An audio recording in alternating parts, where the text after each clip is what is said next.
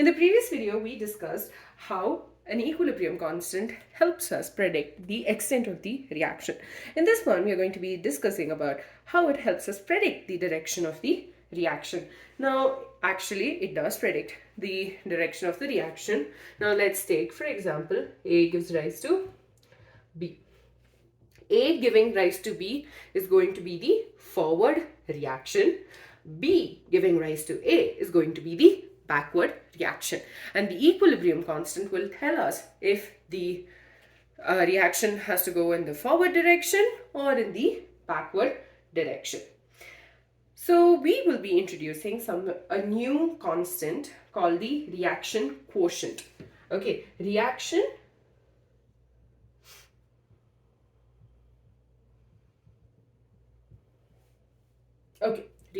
quotient. It is denoted by Q. Okay, and QC is for when it's a molar concentration and QP is for when it is the partial pressure. Now, let me write the equation of KC and QC, and then let's discuss what each of them mean. So let's take the same reaction. AA plus BB gives rise to CC plus DD. Now let's start with the thing that we know, hopefully at this point. Kc, that is the reaction, the equilibrium constant. So concentration of C to the power C, concentration of D to the power D, divided by concentration of A to the power A, and concentration of B to the power B.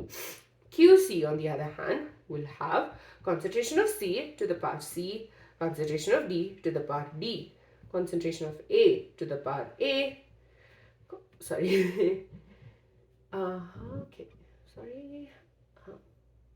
and concentration of B to the power B. Now you'd be wondering, why did I write the same thing twice? So the main difference between Kc and Qc is the fact that Kc is when all of these things are in equilibrium. So the reaction is in equilibrium.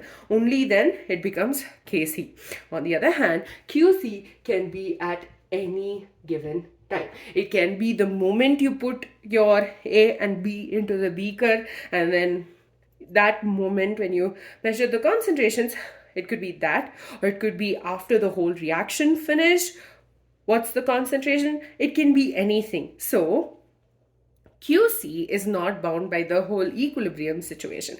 Like here, we need to have the concentration of C at equilibrium.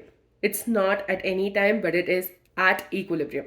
But here, it can be at any time. It can be from the beginning of the reaction or at equilibrium or even at the end of the reaction. So it can be anything, and that is why these two are different. And it's also going to help us predict the direction of the reaction. Now, after this in your textbook, they've given you the general idea behind, QC and Kc, how they're related. But now I'm going to take an example. Let's talk about our reaction. H2 plus I2 gives rise to 2HI. Okay, now I'm going to give you two separate cases. Okay, first case is when concentration of H2, also the reaction at 70. Okay, let me just erase some space.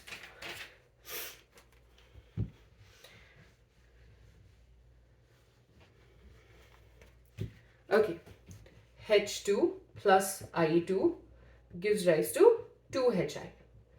Right, this is a reaction that we're familiar with. Now, at 70 Kelvin, Kc for this reaction is 57.0. So this is the value of Kc. Now we are going to take two cases. Okay, case 1, at a particular time, at time t. Okay, concentration of H2, and since I'm talking about a specific time, I'm going to denote it as H2T. This is not at equilibrium. So 0.10 molar. Concentration of I2 at a specific time, 0.20 molar. And yes, this is the example given in your textbook, but I prefer if you paid attention. No, actually, if you waited. Yes. Okay, so here you have the concentration of H2, I2, and HI. Now, the equation for QC, and since this is a specific time, I'm going to say bracket it and put T in there. This is going to be equal to concentration of HI, the power 2, divided by concentration of H2 into concentration of I2. This is something that we know. And since QC is not bound by the whole equilibrium thing, we can use these concentrations, and 0.40 to the power 2 divided by 0.10 into 0.20. So the value of QC is going to be 8.0. Okay, keep this aside. Now we're going to consider another time, T dash. And this is a completely hypothetical one. I just made it up. So this is just an example. So we're calling it T dash. Okay, we are considering the concentration of H2 as T dash. That's T dash 0.10. And then I2 at T dash as 0.20. However, concentration of HI at T dash equals to 1.5 molar. Okay, so now there is a difference, right? So let's write the equation. QC for T dash will be equal to 1.5, same equation. You can just use it. 1.5 to the power 2, 0.10 into 0.20. And this is equal to 102.5. Okay. Now, let's talk about equilibrium. Okay. Now, when you look at these things, okay, you can see that the product concentration in both these cases, product concentration is quite low. In this case, it is quite high. Okay. Now, QC in both these cases are different, right? In this case, QC is less than KC. QC is less than Kc, which means that the reaction will proceed in the forward direction. And by that, what it means is here, okay, H2 plus I2 have to get converted to give us HI, 2HI. And also your concentration, if you notice, there's a huge difference in concentration in both the cases. Okay, so in this case, QC is greater than Kc, right? QC is 112.5, Kc is 57. So QC is very high, which means it will prefer the backward direction. And this will happen till it reaches a stage where QC equals to Kc. So essentially, it depends on the concentration at that particular time, right? If there is a lot more product which has formed, then the system will try to get to equilibrium by going in the backward direction, which was observed in this case. And if there's a lot less product that is formed, then the reaction will proceed towards the forward direction till it gets to the equilibrium. So when QC is less than Kc, reaction proceeds in the forward direction.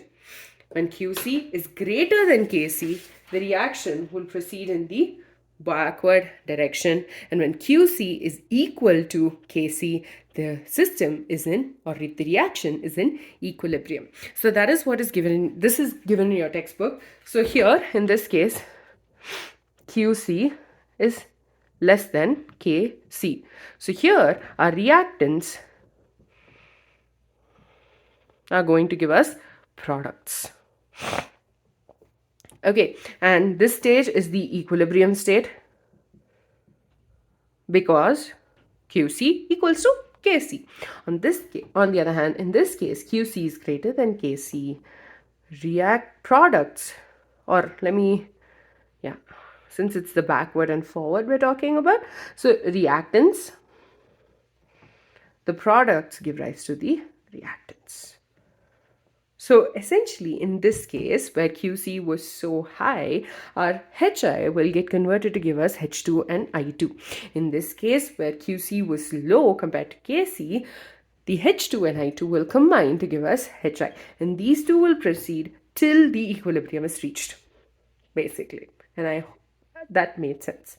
So the equilibrium constant can be used to predict the direction of the reaction. We had something called as the reaction coefficient that we use to figure out the direction. It is denoted as QC for molar concentrations and QP for partial pressures. So we considered an example of H2 plus I2 gives rise to 2Hi.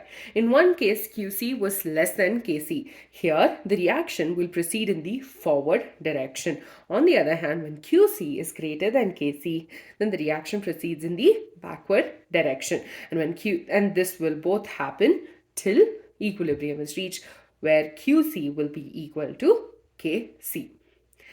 With that, we're done with the predicting the direction of the reaction. In the next video, we will be discussing calculation of the equilibrium concentration, and I believe we'll be discussing we'll be doing the index question and then discussing the calculation of the equilibrium concentration. And I hope you understood all of this.